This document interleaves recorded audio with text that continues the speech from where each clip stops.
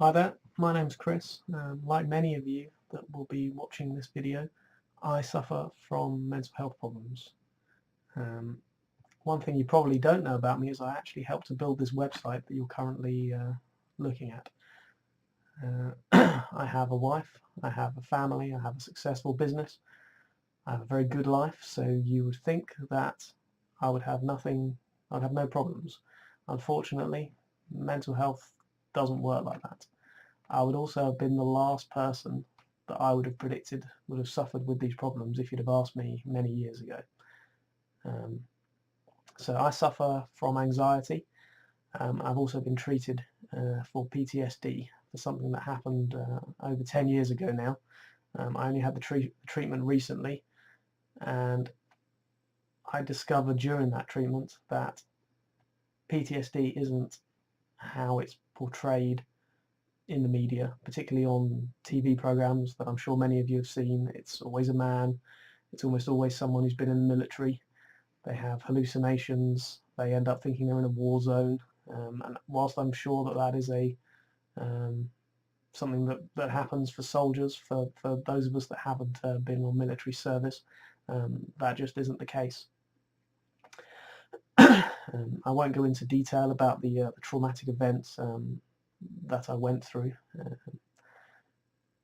However, it's something that I thought at the time I dealt with. Everyone always commented that I seemed very together about things, that I didn't seem on the face of it that it affected me that much. And to be honest, I must admit I thought the same thing. It wasn't until my wife's health improved over the years and things at home got easier that I had some time to reflect and think, and I started to have flashbacks of this event. And it was as if, even though logically I knew that it had happened 10 years ago, the emotions felt very raw and the flashbacks felt very vivid, as if it had happened very recently. It was something I wasn't expecting. It was something I was completely unprepared for. And so I chose to get therapy, which was very difficult, at times very upsetting, but I can honestly say it was one of the best things I've ever done. It was a lot of hard work, and I had to go backwards before I could go forwards. Anyone that tells you, again, using a TV example, people go and have therapy, and they have 2 or 3 appointments, or 1 appointment, and they say, oh, my therapist just explained things in a way I'd never thought of before, and I was magically better. At least in my personal experience, that wasn't the case. You have to work hard at these things. You have to do the homework in between the sessions.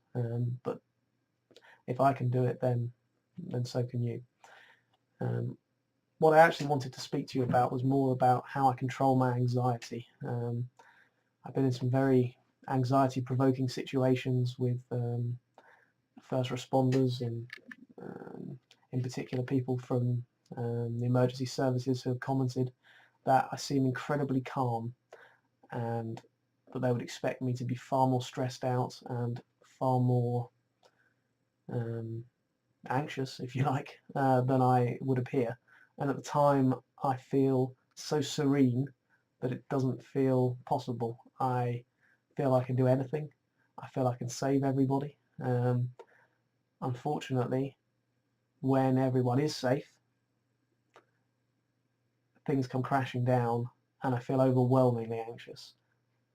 And that's where I've had to learn what's best for me in order to control those things. So, and to try and still lead a normal life. I still run my business, still look after my children, still able to do all those things, but just some little tips that have helped me that maybe might help someone out there.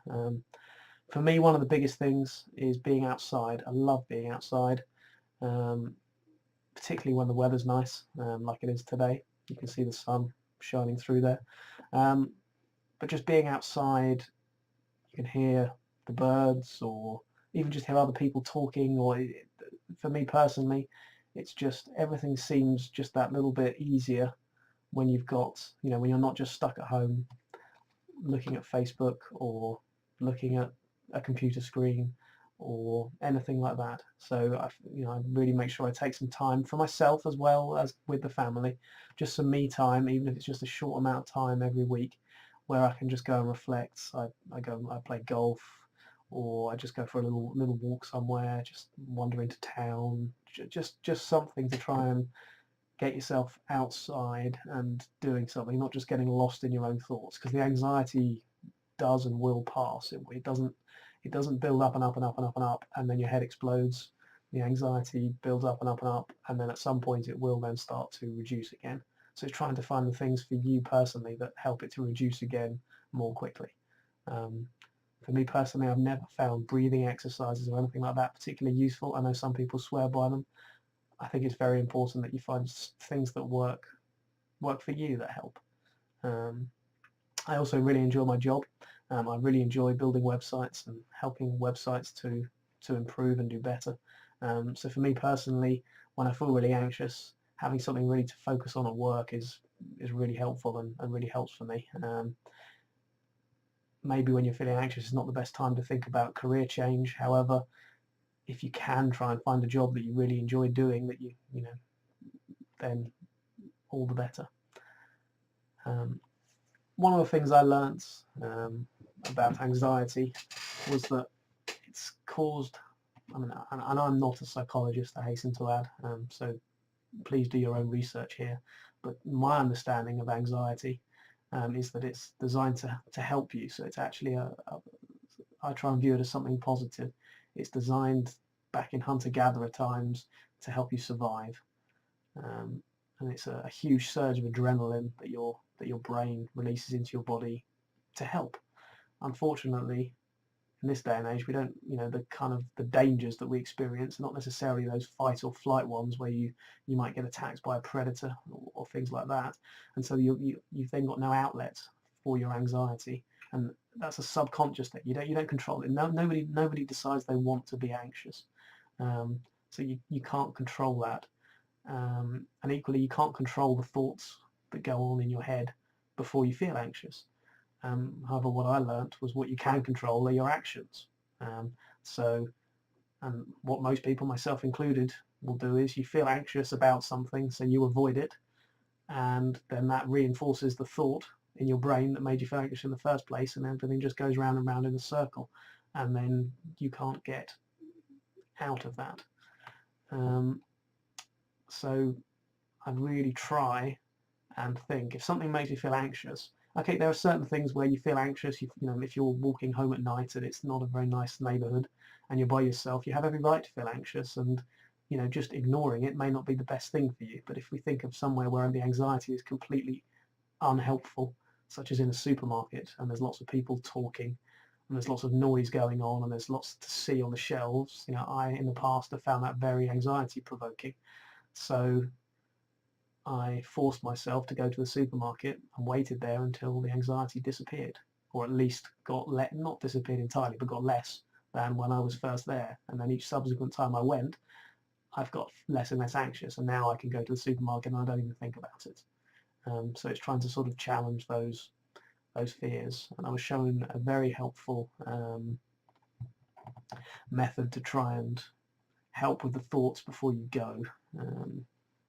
Where I have a little notebook where I record unhelpful thoughts that happen just before I feel these surges of anxiety.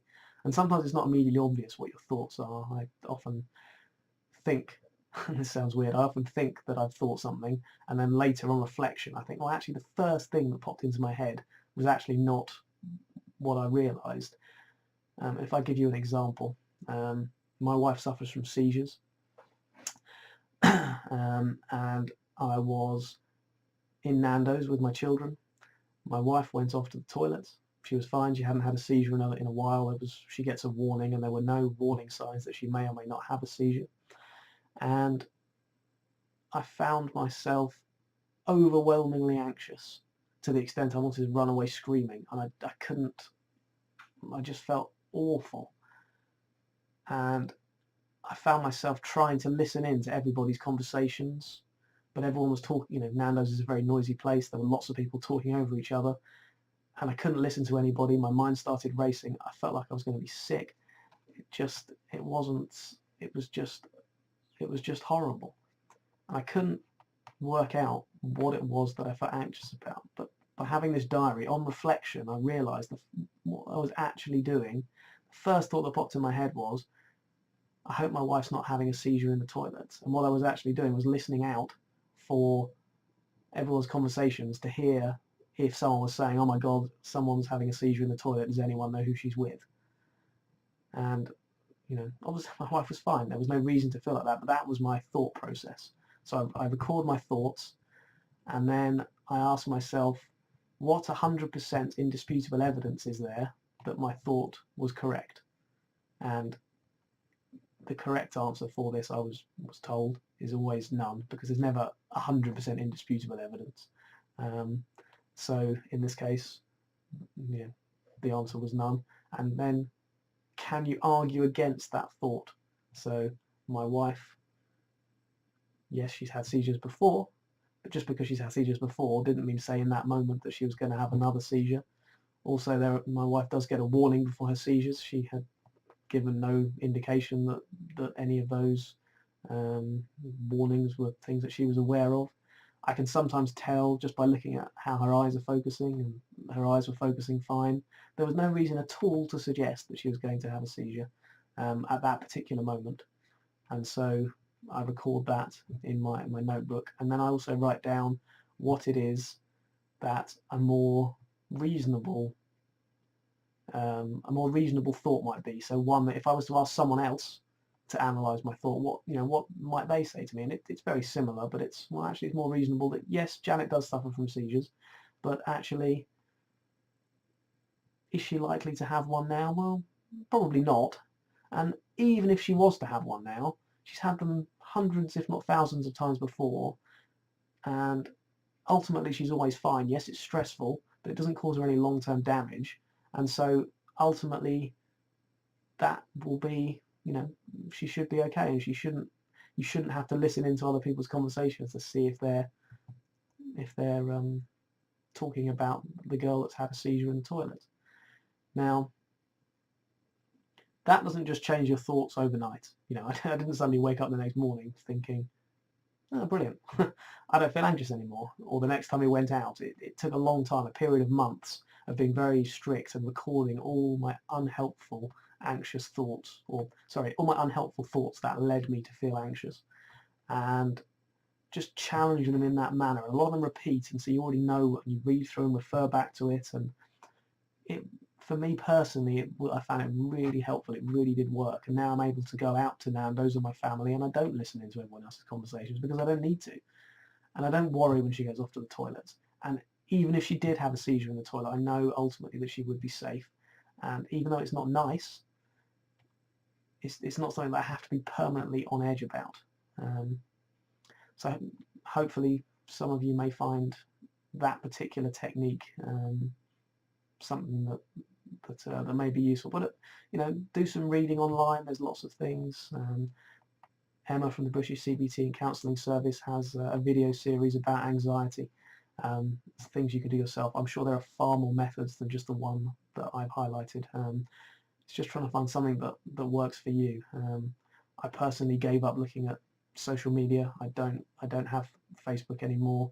I don't have Instagram. I don't use Twitter or anything like that, because I found myself spending time flicking through on my phone and swiping and looking at my screen when I could have been doing something else. I could have been interacting with people. I could have been outside. I could have been doing something to release endorphins rather than looking at everyone else's seemingly perfect lives where you're seeing a snapshot of 5 seconds.